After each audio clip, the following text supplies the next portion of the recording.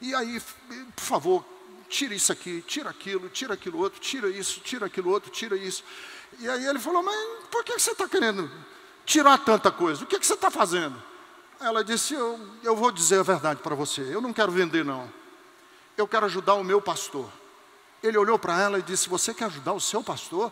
Ela disse, porque aí contou a história, ele perdeu tudo na Encol, perdeu todo o dinheiro. Ele olhou para ela e disse assim, olha, eu sou judeu e eu gosto de ajudar pessoas. Diga ao seu pastor que eu vou ajudar e vou tirar isso, tirar isso, tirar isso, tirar isso. E o que era para ele pagar à vista, ele vai pagar em tantos meses, sem juros e sem nada. Enfim, ele me ajudou. Aí você diz assim, Ricardo, como é o nome dessa mãe de santo? Não tenho a menor ideia. Como é o nome do judeu que ajudou você a comprar? É judeu, ele não é cristão. Eu sou pastor cristão. Ele se ele fosse ajudar, era para ajudar o rabino dele. Os tempos estão sombrios. Todos os sinais estão sendo dados. Acorde enquanto é tempo. Jesus está voltando. Volte para ele antes. O mundo nos engana, mas a verdade é uma só, deste mundo nada se leva. Não se deixe mais ser enganado pelos emissários de Satanás. Nosso propósito aqui neste canal é te convidar, todos os dias, para essa reflexão. Reflexão do dia. Salmos 19, 10 a 14. 10. Mais desejáveis são do que o ouro, sim, do que muito ouro fino, e mais doces do que o mel e o licor dos favos. 11. Também por eles é admoestado o teu servo, e em os guardar a grande recompensa. 12. Quem pode entender os seus erros? Expurga-me tudo os que me são ocultos. 13. Também da soberba guarda o teu servo, para que se não assenhoreie de mim. Então serei sincero, e ficarei limpo de grande transgressão.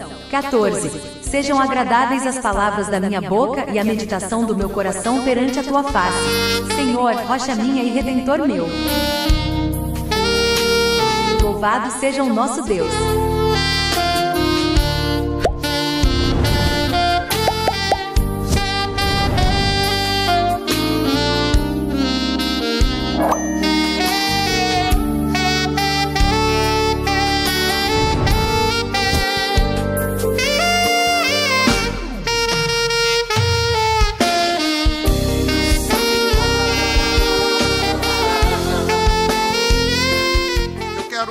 Convidá-los e convidá-las a abrirem comigo as suas Bíblias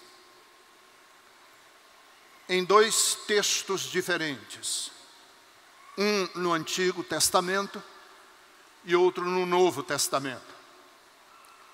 O do Antigo Testamento é no livro do Gênesis, no capítulo de número 32.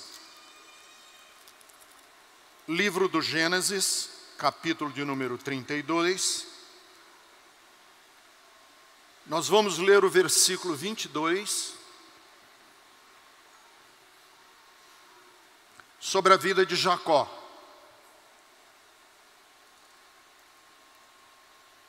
Capítulo 32, versículo 22. Naquela noite, Jacó levantou-se, tomou suas 2 mulheres, suas 2 servas e seus 11 filhos para atravessar o lugar de passagem do Jaboque. Depois de havê-los feito atravessar o ribeiro, fez passar também tudo o que possuía. E Jacó ficou sozinho. Então veio um homem. Eu quero que vocês guardem essa expressão. Veio um homem.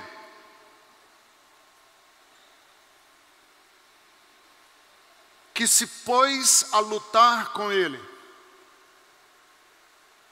Diga comigo assim, repita comigo, que eu quero que vocês gravem. Um homem lutou com Jacó.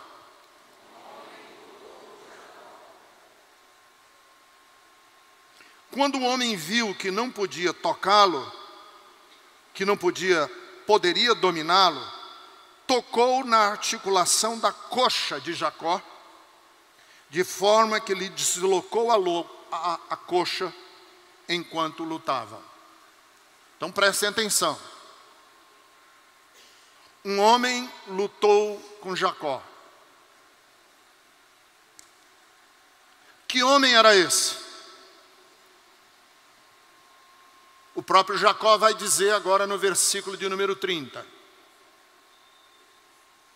Jacó chamou aquele lugar Peniel, pois disse: vi Deus face a face, todavia minha vida foi poupada. Vi Deus face a face. Agora vá comigo para o livro de Lucas, Evangelho de Lucas, lá no Novo Testamento, no capítulo de número 24 de Lucas.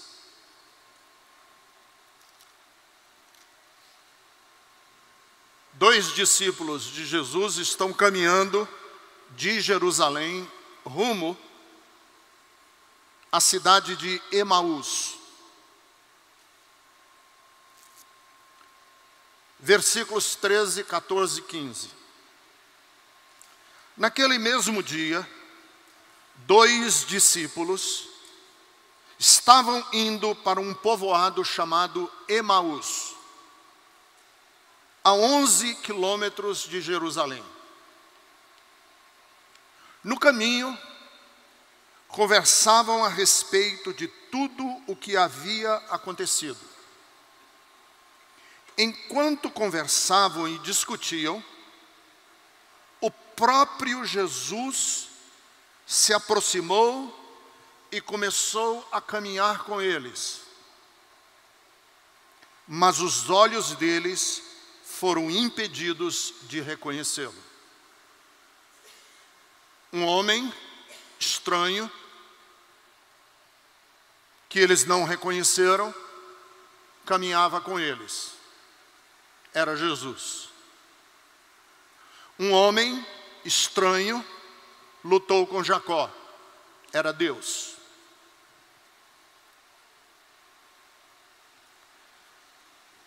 Hoje pela manhã eu preciso falar com vocês, porque algumas pessoas me perguntam o tempo inteiro o que é que nós estamos pretendendo fazer aqui na Bethesda.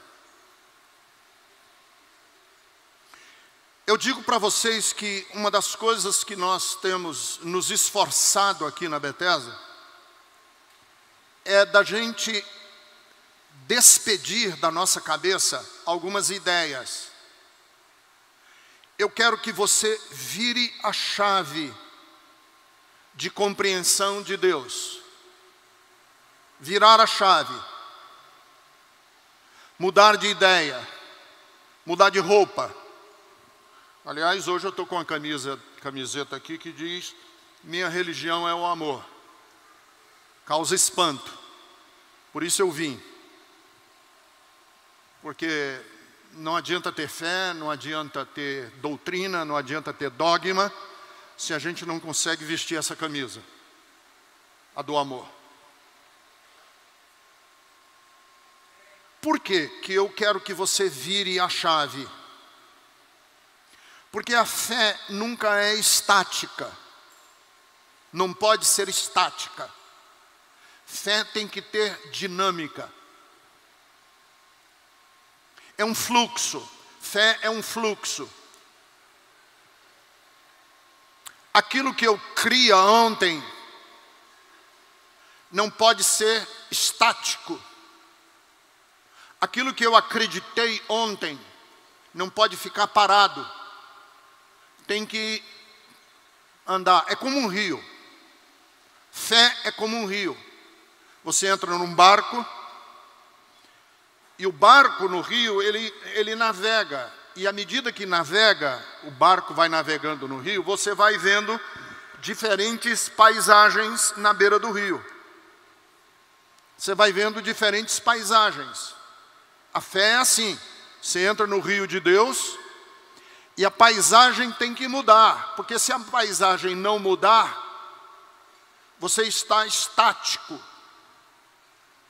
Você está parada, você está parado. Paulo diz isso. Paulo, o apóstolo Paulo, no capítulo 13 de 1 de Coríntios, ele diz isso.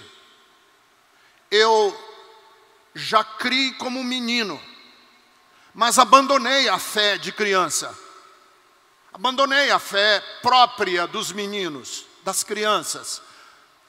E quando ele escreve, ou pretensamente ele escreve, pretensamente foi ele, ninguém sabe quem foi o autor, da Epístola aos Hebreus, o texto diz assim: eu tento dar para vocês comida sólida, mas eu não consigo, porque vocês ainda pensam e se alimentam como meninos e meninas, crianças.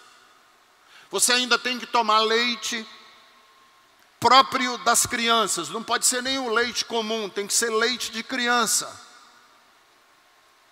Porque a fé exige que aquilo que eu outrora pensei, eu não pense mais, porque o meu barco está navegando e a paisagem tem que ir mudando. Oséias diz isso, o profeta, no capítulo 6, versículo de número 3, quando o profeta diz: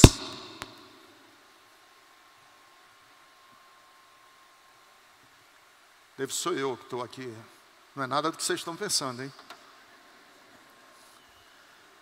O profeta diz: conheçamos e prossigamos em conhecer o Senhor. Olha o fluxo, olha a dinâmica. Conheçamos e prossigamos em conhecer o Senhor. Aí você me pergunta e diz assim: Ricardo, quais são algumas chaves que a gente tem que mudar? Uma chave que eu, por exemplo, tenho proposto à Igreja Bethesda mudar é a chave de entender Deus como um relojoeiro. Deus como um torneiro mecânico. Deus como um operador de máquina ou de robô na linha de produção de carros. Deus como um relojoeiro que põe as engrenagens no lugar.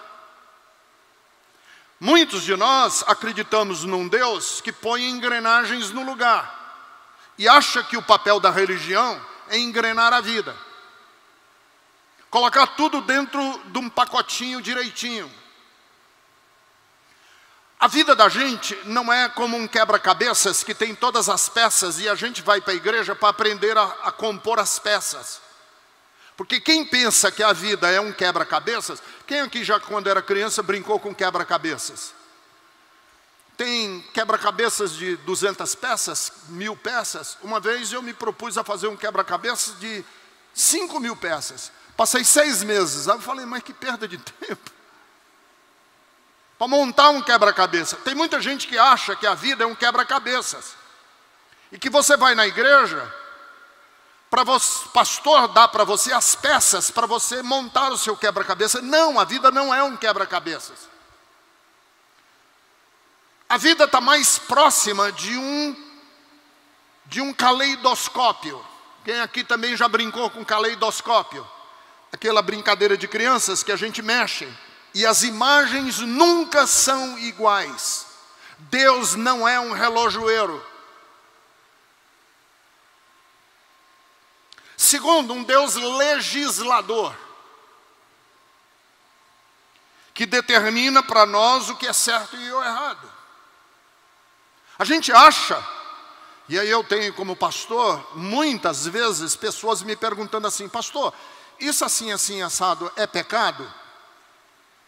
E eu fico pensando sempre o seguinte: quem sou eu para dizer o que é e o que não é pecado? Por quê? Porque Jesus tirou da lei o pecado e colocou nas determinações do meu coração. O que a lei diz não é importante, porque a lei diz não matarás. O que é importante é o que você sente dentro do seu coração. Porque se você não mata porque você não tem oportunidade, você já é um criminoso. É o que Jesus diz. Aquele que odeia já é um criminoso. Não matou porque não teve oportunidade, mas é um criminoso. Terceiro, o Deus fiscal. Nós abolimos aqui da Bethesda uma musiquinha que cantava nas igrejas evangélicas. Cuidado, pezinho onde pisa, cuidado, olhinho no que vê. Nosso Pai do céu está olhando para você. Aí aqui os professores e as professoras do departamento do DAC, Deus ao alcance da criança, disseram, nunca mais vamos cantar essa música. Por quê não cantar essa música? Porque parece que Deus é um voyeur celestial, que gosta de ficar espiando a vida de todo mundo. Que Deus é um Big Brother, é uma câmera, Deus é aquela grande câmera de segurança que a gente tem no prédio e que fiscaliza a rua toda. E que Deus é esse olhar que fica olhando para você e para mim, para esperar a primeira vez que a gente pisa na bola, ou a primeira coisa que a gente faz errado no secreto, para Deus despejar marimbondo, demônio, morcego, gafanhoto em cima da sua vida e destruir com você. Deus não é esse fiscal. Deus é um Pai que respeita inclusive a nossa privacidade. Porque eu tenho uma senhora aqui na Bethesda que diz, pastor, eu por muito tempo não conseguia ter sexo. Porque eu ficava pensando, o Espírito Santo fica olhando e eu fico encabulada. Não, cá entre nós, aquela coisa deliciosa lá e o Espírito Santo... Não é verdade? Deus não pode ser assim. E as crianças com medo desse olhar. Eu me lembro quando o Leandro Carnal veio aqui, ele disse que ele cresceu católico, e na igreja católica, no catecismo, ensinaram ele essa coisa de Deus olhando. Ele disse que toda vida que ele ia para o banheiro, ele dizia, com licença, com licença.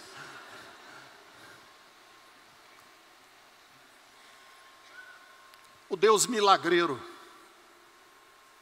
O Deus milagreiro. Eu não tenho como pastor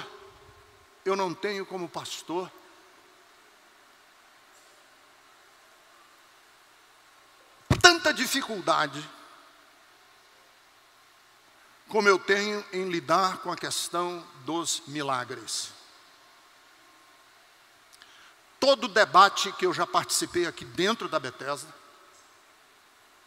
que eu abro para perguntas e respostas, a primeira coisa que as pessoas me perguntam é, e os milagres? E aí eu fico pensando assim,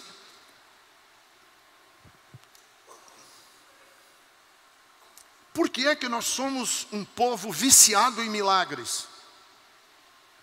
Viciado em milagres. Por que é que nós temos uma percepção que Deus vai de uma maneira sobrenatural, como se fosse um poder extra, vir do céu e resolver pontualmente, vez por outra, não sempre, os problemas nossos? Que quando abençoa com cura, Ele não abençoa todo mundo. Por que é que a gente acredita que Deus, quando vai abençoar com cura, Ele só vai abençoar o meu?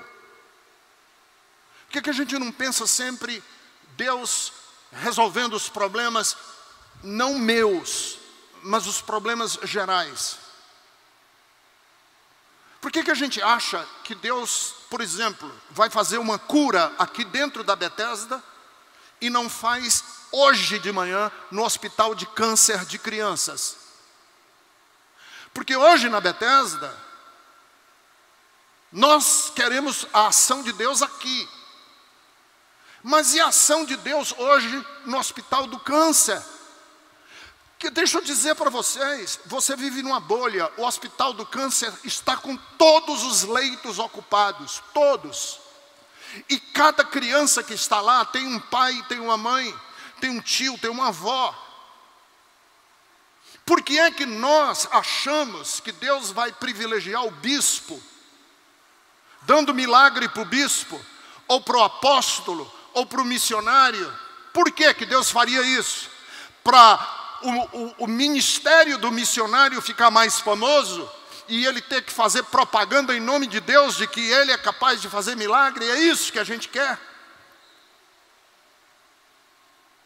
Nós temos que nos desvencilhar dessa ideia do Deus milagreiro e amar a Deus não por aquilo que Ele nos dá. Nós cantamos isso hoje de manhã. Nós temos que amar a Deus por quem Ele é, o caráter de Deus. E se eu nunca receber um milagre na minha vida, nunca receber nenhum milagre na minha vida, ainda assim, Ele é digno de receber todo o louvor, toda a glória, toda a honra, e Ele recebe a minha vida.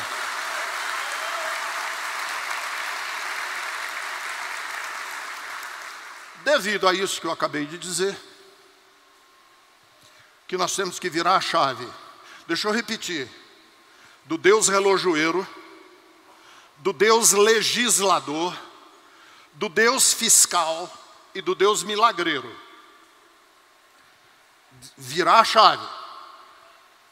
Se você virar a chave, essas 4 chaves dentro do seu coração, eu tenho boas notícias e tenho más notícias. Qual que você quer ouvir primeiro? A má notícia? Então deixa eu lhe dizer, a má notícia: você vai perder a sua fé. Desculpe, você vai perder a sua fé. Gringos, sorry. Lamento, desculpem, mas se você virar essas 4 chaves, você vai perder a sua fé. A boa notícia: mais maduro do que alguém dizer eu ainda tenho fé, é alguém dizer eu voltei a ter fé. Qual é a boa notícia? Você pode ter uma nova fé. A má notícia, você vai perder. A boa notícia, você vai ganhar uma nova fé. Porque perder fé é importante, porque a gente está num barquinho e a paisagem está mudando. E as coisas estão ficando para trás. Nós estamos num barquinho. A vida é um fluxo, a fé é um fluxo. Então deixa eu lhe dizer, eu já perdi minha fé. Porque eu acredito que mais importante, mais maduro do que preservar a fé, é ter coragem de perder a fé para ganhar uma nova fé. Repita comigo, diga assim: mais importante do que manter a fé é perder a fé e ter coragem de ganhar uma nova fé. No processo de perder a fé, nós temos que tomar cuidado. Porque eu conheço muita gente que perdeu a fé e ficou perdido. Perdi minha fé, pastor Ricardo. E agora? Agora eu sou um desigrejado. Não creio mais nada, não ligo para Deus, não ligo para a igreja. Perdi minha fé, pastor Ricardo, e agora? Agora eu estou fumando, agora eu estou bebendo, agora eu estou na balada, agora eu estou curtindo a vida. Perdi minha fé, e agora? Agora eu acho que todo pastor é canalha, eu acho que toda igreja não presta, porque eu perdi minha fé. Eu acho, perdi minha fé e ficou no meio do caminho. E tem muita gente aqui na Bethesda que ao virar a chave, perdeu a fé, mas não consegue se achar de volta. Porque esse é o problema. Você perder a fé e não se achar de volta. E não se achar de volta numa fé que seja bonita. Uma fé que seja vigorosa. Eu quero ganhar a fé de volta. Porque eu perdi a minha fé e não vou ficar perdido.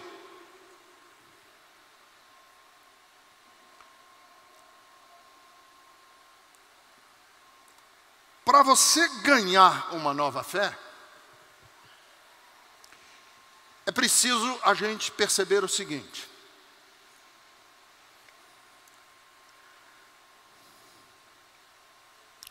que Deus vai aparecer na nossa história,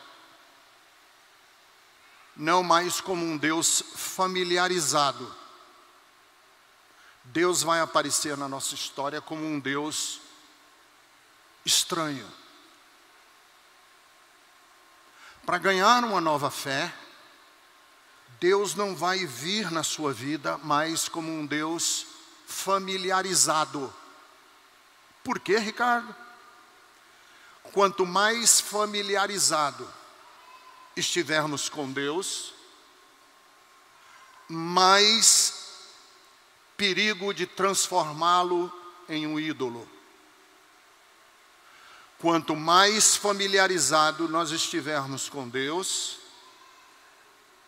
mais perigo de a gente querer transformar Deus num ídolo. Eu vou explicar.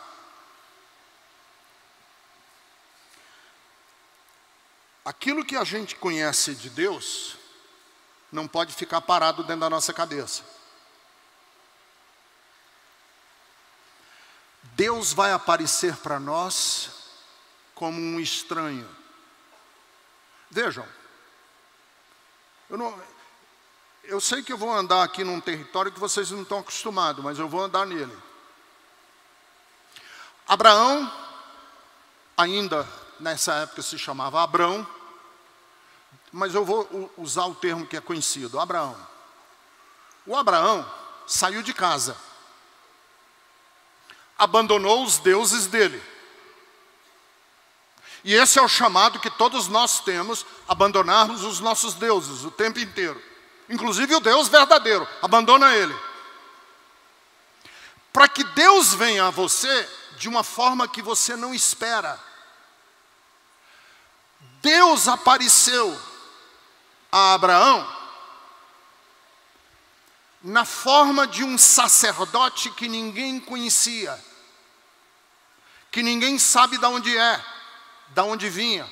E a carta aos Hebreus diz que esse sacerdote era da ordem, Jesus era da ordem desse sacerdote, se chamava Melquisedeque.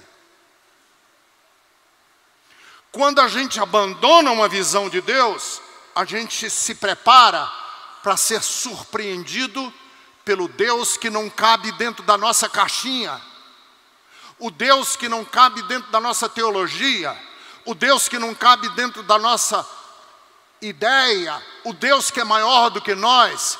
Quando a gente está preparado e dizendo assim, Deus vai aparecer a mim dessa maneira, Deus diz assim, abandona essa ideia e abre caminho para eu me mostrar a você de uma maneira nova. Deixa eu dizer mais. Abraão foi visitado por Deus por um sacerdote que ninguém sabe de onde veio e nem de onde era. Se chamava Melquisedeque. Abraão está dentro da casa dele, recebe a visita de 3 viajantes, 3 peregrinos que pedem hospedagem na casa dele.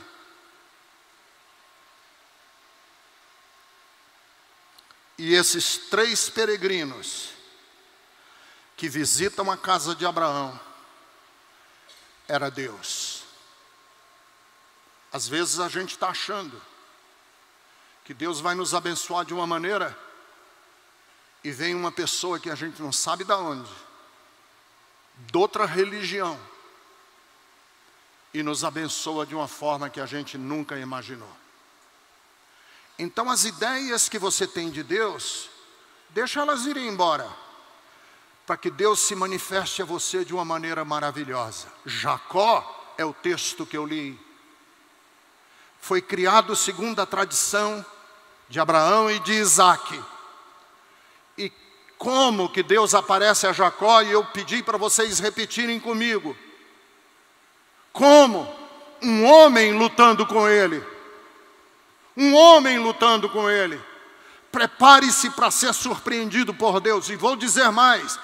Deus muitas vezes aparece até na face e no rosto de gente que a gente não imagina que iria nos abençoar. Deixa eu dar um exemplo para vocês. Eu já dei esse exemplo aqui várias vezes. Eu ia saindo aqui no culto por aquela porta ali.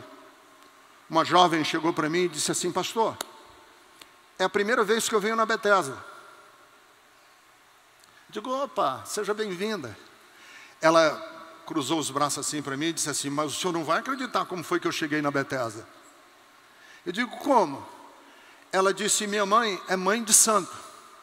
E se ela estiver aqui hoje, ou estiver nos acompanhando pela internet, sabe que eu vou falar, porque eu não tenho problema de dizer, inclusive. Minha mãe é mãe de santo de uma religião afro-brasileira, do Pico do Jaraguá. E ela por muito tempo acompanhou o programa de rádio da Bethesda. E ela é muito, muito fã da sua pregação. Eu digo: sério? Uma mãe de santo é.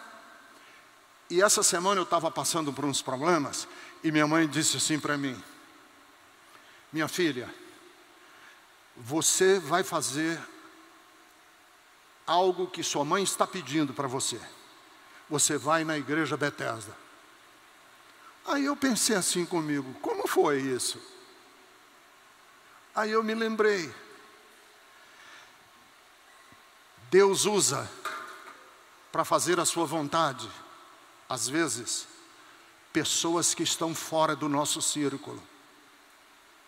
Eu moro num dos melhores apartamentos de São Paulo, num dos melhores condomínios de São Paulo. Eu já dei essa história aqui para vocês.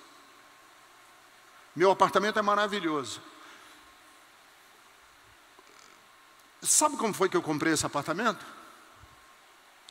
Não foi juntando dinheiro, juntando dinheiro, juntando dinheiro. Porque eu vinha juntando dinheiro e perdi tudo naquela empresa chamada Encol. Mas tinha uma moça aqui da Bethesda, que era da Bethesda, que trabalhava numa imobiliária. E eu pedi ajuda a ela. Eu falei: puxa vida, eu perdi tudo. Porque a empresa foi à falência e levou todo o meu dinheiro. Ela disse: pastor, eu vou te ajudar. Aí eu disse para ela: vamos procurar um apartamento para morar? Enfim, procuramos um apartamento, nada cabia no meu bolso. Eu não tinha dinheiro para nada. Ela nos deixou em casa, a minha, a Jerusa, num sábado, 2 horas da tarde, depois da gente ter rodado sábado de manhã pelos estandes de venda.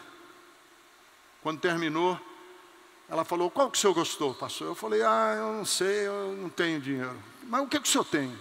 Eu digo: eu tenho um Voyage a álcool. Eu posso vender. Aí ela disse assim: não vai dar não. Foi embora. Quando ela chegou na incorporadora, na imobiliária, o incorporador estava lá. Ela falou: olha, eu preciso comprar um apartamento. Eu preciso vender esse apartamento. E aí, por favor, tira isso aqui, tira aquilo outro, tira isso, tira aquilo outro, tira isso. E aí ele falou: mas por que você está querendo tirar tanta coisa? O que você está fazendo? Ela disse: eu vou dizer a verdade para você, eu não quero vender não. Eu quero ajudar o meu pastor. Ele olhou para ela e disse: você quer ajudar o seu pastor? Ela disse: porque aí contou a história. Ele perdeu tudo na Encol, perdeu todo o dinheiro. Ele olhou para ela e disse assim: olha, eu sou judeu e eu gosto de ajudar pessoas. Diga ao seu pastor que eu vou ajudar e vou tirar isso, tirar isso, tirar isso, tirar isso.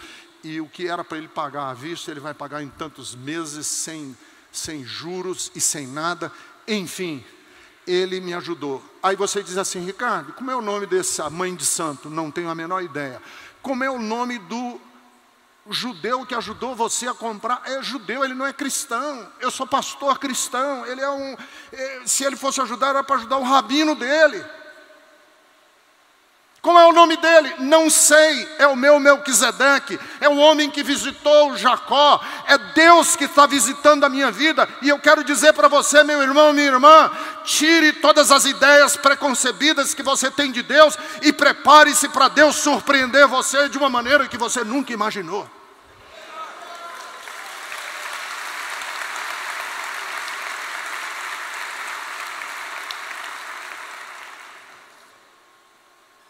A gente só está perto de Deus quando a gente tem menos certeza. E eu vou terminar dizendo o seguinte: se Deus vai sempre nos surpreender como um estranho, e quando os discípulos iam no caminho de Emaús, quem se aproximou deles foi um estranho, eles não sabiam que era Jesus, era um estranho. A pergunta que nós temos que fazer a nós mesmos é o seguinte: a gente recebe o estranho como uma ameaça, ou a gente recebe o estranho como uma visita sagrada? Vou fazer a pergunta: você recebe o estranho como uma ameaça, ou você recebe o estranho como uma visita sagrada?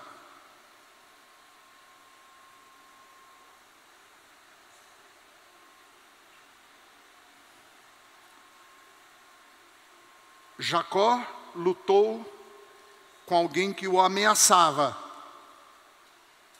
feriu a sua perna,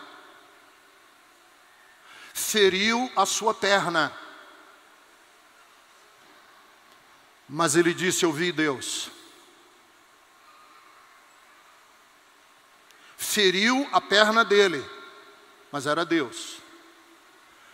Abraão hospedou na casa dele estranhos, era Deus.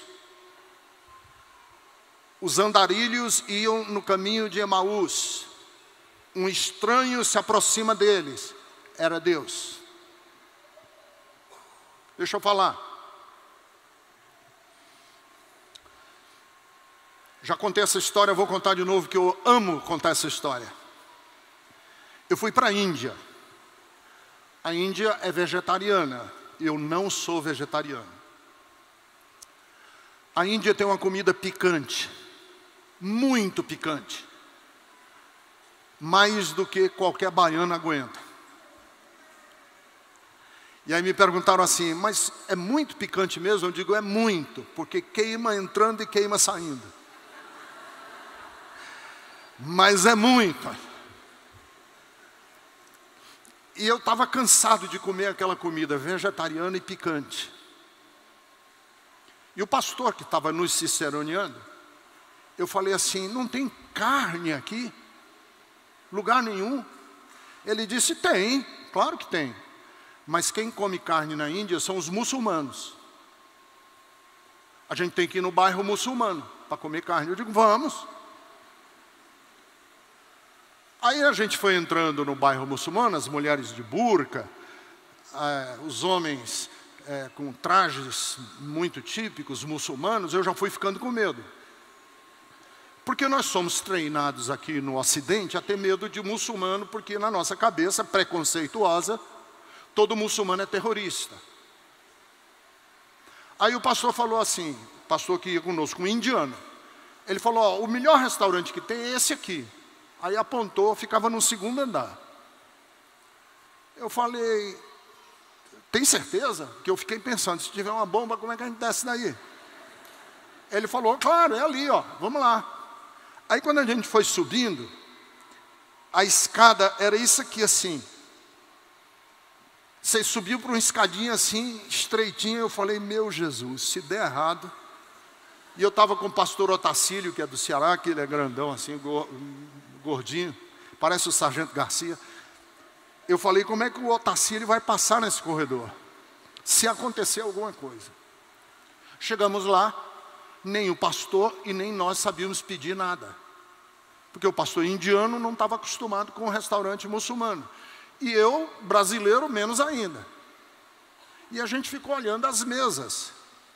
Os muçulmanos comendo e a gente olhando as mesas para ver o que podia pedir, o que era interessante. No que a gente está olhando para uma mesa, um grupo de rapazes, 6 ou 7 rapazes, se virou assim e disse alguma coisa. Falei, não, pelo amor de Deus, pelo amor de Deus. Tá tudo em paz, tudo em paz. Aí ele falou, mas você está olhando, o que é? Eu falei, aí expliquei, nós somos estrangeiros e eu estou vendo o que pedir. Ele falou, estrangeiro? Aí eu falei, estrangeiro, nós somos brasileiros. Aí quando eu falei brasileiro, ele falou, Brasil, Pelé, Brasil, futebol, Brasil, não sei o quê. E começou a fazer uma festa. Vem aqui e senta com a gente. Eu falei, isso não vai dar certo. Não vai dar certo. Porque eles vão já perguntar a pergunta que todo mundo faz. O que vocês fazem? E aí vem aquela coisa de crente. Se eu disser que não sou de Jesus, o Senhor vai me negar no céu. Eu tenho que dizer. Aí, dito e feito, sentamos com eles na mesa deles. E ele falou assim para mim, é um gesto nosso partilhar a mesa com pessoas que a gente respeita. Aí ele falou, e o que você faz na vida? Aí eu baixei a cabeça assim, quase que engolindo. Falei, sou pastor cristão. Ele falou, você é líder de uma igreja cristã? Eu falei, sou. Ele falou, que honra. Que honra. Eu sempre desejei sentar na mesa com um líder cristão. E eu quero convidar vocês para ir na minha casa, para vocês conversarem conosco. Porque nós temos que deixar essas coisas para trás. E começou a me falar de tolerância, de amizade. E eu, que entrei cheio de preconceito, fui ficando desse tamanhozinho assim. E Deus, naquela hora, falou comigo. Quando você está na presença de um estranho, você trata ele como uma ameaça ou como uma visita sagrada? Quando você está na presença de um estranho, você trata ele ou ela. E quando eu falo estranho, não é só de uma outra nacionalidade, não. É estranho para mim, porque não é da minha classe social. É estranho para mim, porque não se adequa à heteronormatividade. É estranho para mim, porque eu não estou acostumado a lidar com pessoas de outra cultura. É estranho para mim, porque eu criei o meu próprio mundinho, e Deus quer se revelar. E eu vou encerrar dizendo assim, no último dia, quando comparecermos diante de Deus, a parábola de Mateus 25 eu estava no rosto de um estranho que lhe pediu comida.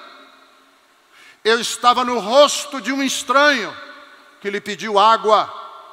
Eu estava no rosto de um estranho que estava preso, que era peregrino. E quando você deu um copo d'água, quando você vestiu, quando você abrigou, quando você visitou, você estava fazendo a mim, porque aquela visita não era uma ameaça, aquela visita era a manifestação sagrada de Deus na sua vida. Prepare-se, porque Deus quer visitar a sua vida de uma maneira que você nunca imaginou antes. Mas tem que virar a chavinha.